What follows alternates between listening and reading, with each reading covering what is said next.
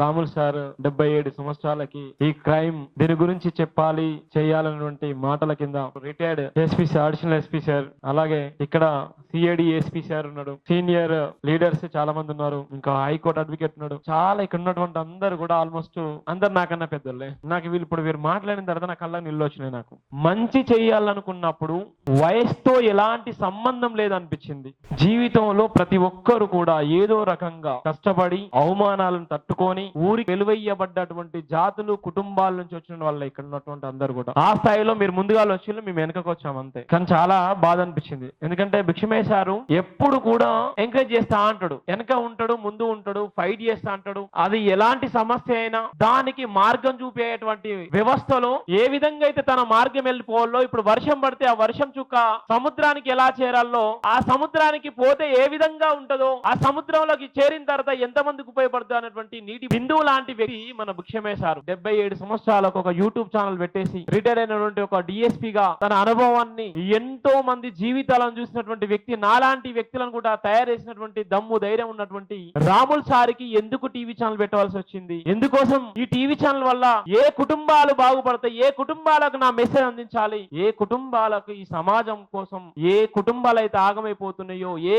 Crime లో ఇలా ఇబ్బంది పడేటువంటి జాతులు ఏమున్నాయో అది ముఖ్యం అనుకోని తన వయసు రీత్యాన్ని కూడా పక్కన పెట్టేసుకొని ఛానల్ పెట్టేసిండు. నిజంగా గ్రేట్. వాళ్ళ అమ్మ నాన్న ఫోటోలు పెట్టుకొని లోగోలో వాళ్ళ అమ్మ నాన్న ఫోటో, వాళ్ళ మా పేరెంట్స్ అని ఇలా మనం కొద్ది అంత గొప్పగా ఉంటే మన అందరి తల్లిదండ్రులు మర్చిపోతాం, అందరిని మర్చిపోతాం. కానీ ఇక్కడ వాళ్ళ పేరెంట్స్ వెంకటయ్య, జయమ్మ వాళ్ళ ఆశీస్సులతోని ఈ ఛానల్ పెట్టిండు. సార్ మీకు మనస్ఫూర్తిగా ఆల్ ది బెస్ట్ సార్, ధన్యవాదాలు సార్. నిజంగా గొప్పోళ్ళు సార్. ఈ ఆలోచన ఎవరికి రాదు. బాబాసాహెబ్ అంబేద్కరే మనకు ఇన్స్పిరేషన్. బాబాసాహెబ్ అంబేద్కర్ తర్వాత ఎవ్వరు కూడా కాదు. మొదటిగా మనం తీసుకునే మన జాతులకు మాలలు గాని, మాదిగలు గాని, 59 ఉపకులాలు గాని, బీసీలు గాని, బీసీలో ఉన్నటువంటి జాతులు గాని, షెడ్యూల్ కులాల్లో ఉన్నటువంటి షెడ్యూల్ తెగల్లో ఉన్నటువంటి కులాలు గాని ఇలా భారతదేశం ఈ విధంగా ఉందంటే దానికి అంతటి కారణం ఓన్లీ బాబాసాహెబ్ అంబేద్కర్ మాత్రమే. ఎందుకు నేను బాబాసాహెబ్ అంబేద్కర్ అంటున్నంటే ఆయన చదువుకున్నటువంటి బాల్యంలోనే ఆయన వివక్షతను చూసినటువంటి సందర్భాలు, ఆ వివక్షతని ఎంత దూరమైన ఈ పారదోలాలన్న ఉద్దేశంతో కసిగా చదివి భారతదేశానికి రాజ్యాంగం అందించిన గొప్ప మహానుభావుడు బాబాసాహెబ్ అంబేద్కర్ గారు. ఆయన స్ఫూర్తితోనే నేను డాక్టర్ బిఆర్ అంబేద్కర్ పేరు మీద జైభీం టీవీ ఛానల్ పెట్టడం జరిగింది. దేశంలో ఎవరు పెట్టలేదు.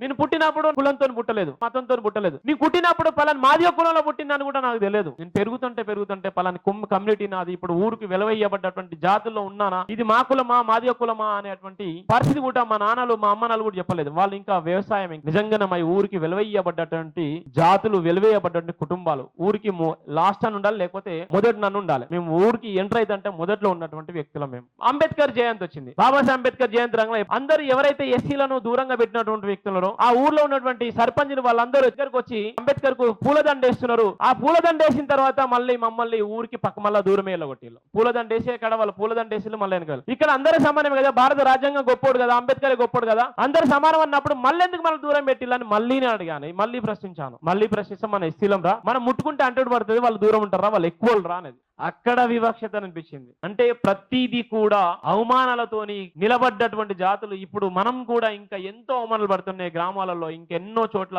ఈ అవమానాలు ఇంకా నిరంతరం కొనసాగుతున్నటువంటి క్రమంలోనే నేను టీవీ ఛానల్ పెట్టడానికి ప్రధాన కారణం ఈ జరిగినటువంటి వివక్షతనే. ప్రగతి భవన్ లో ఉన్నటువంటి బాబాసాహెబ్ అంబేద్కర్ చిత్రహింసలు పెట్టి అక్కడ ఇబ్బందులు గురి చేసి అక్కడ ఉన్నటువంటి విగ్రహాన్ని గురి చేసి పంజాగుట్టలో ఉన్నటువంటి బాబాసాహెబ్ అంబేద్కర్ విగ్రహం తీసి ఎంతో దారుణంగా అంటే దారుణంగా తీసుకోపోయి ఎక్కడో వేసిలు సార్. అది మా అవమానం సార్, బాబాసాహెబ్ అంబేద్కర్ లకు అవమానం సార్. మీ అందరం ఎప్పుడో చచ్చిపోయినాం సార్. ఆ విగ్రహాన్ని పంజాగుట్టలో తీసిన విగ్రహాన్ని తీసుకొచ్చి మళ్ళీ అక్కడ పునర్నిర్మించాలి సార్, నేను నిజంగా విత్డ్రా తీసుకుంటా సార్ అని చెప్పాను. ఎందుకు చెప్తుందంటే సార్ ఇవన్నీ ఒక అనుభవం. ఇదే తరహాలో వచ్చిన తర్వాత దేశ ప్రధాని భారత రాజ్యాంగాన్ని మార్చేస్తాము, ఈ రాజ్యాంగం ప్రమాదంలో ఉంది, అంబేద్కర్ వారసులు ఇక రోజు రోజుకి ఎక్కువైపోతున్న ఉద్దేశంతోనే మూడోసారి కూడా నరేంద్ర మోడీ గెలిస్తే దేశమే నిజంగా భారత రాజ్యాంగమే ప్రమాదం ఉంది, భారత రాజ్యాంగాన్ని మార్చేస్తానటువంటి ఒక కుట్ర కుదిరేస్తే దేశ ప్రధాని మీద పోటీ చేసిన ఏకైక వ్యక్తిని నేను. వారణాసిలో నామినేషన్ వేసి 15 రోజులు తిరిగాను నేను.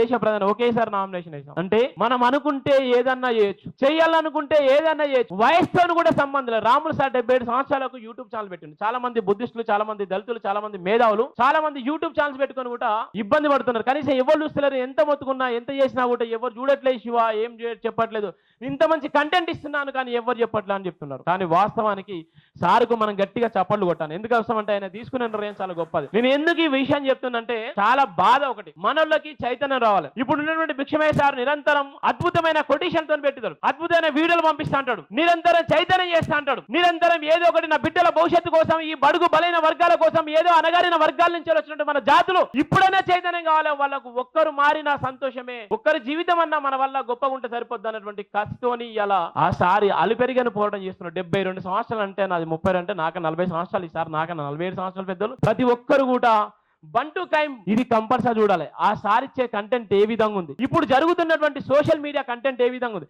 ఇప్పుడు జరుగుతున్నటువంటి బిఎన్ఎస్ చట్టాలు ఏ విధంగా ఉన్నాయి, ఇప్పుడు ఉన్నటువంటి సిపిసి సిఆర్పిఎస్ ఏ విధంగా ఉన్నాయి, దాని ప్లేస్ లో వచ్చినటువంటి బిఎన్ఎస్ ని ఎంతమంది తీసుకెళ్తున్నారు, ఏ విధంగా మన బిడ్డలు మన జాతులకు ఉపయోగపడుతుంది, ఏ విధంగా ఇవాళ మనం ఉన్నటువంటి 302 307 ఇవాళ ఏ విధంగా ఉపయోగపడుతుంది, ఏ విధంగా మనల మీద ఎస్సీఎస్ చట్టరీత కేసుల గురించి ఏ విధంగా పక్కదో పట్టిస్తున్నారు, ఏ విధంగా ఒక దళితుల మీద ఊచకోత గురి చేసి ఇలా కారం చెడు లాంటి కేసుల కూడా సారు అక్కడ ఉన్నటువంటి ఆ సారే అప్పుడు ప్రధాన అధికారి అనుకుంటా. సార్ మీరు కారంచేడుకు సంబంధించి మీరే కదా, 77 సంవత్సరాలు ఉన్నటువంటి బంటు రాములు సార్ది కూడా ఒక నిజమైన జీవితము.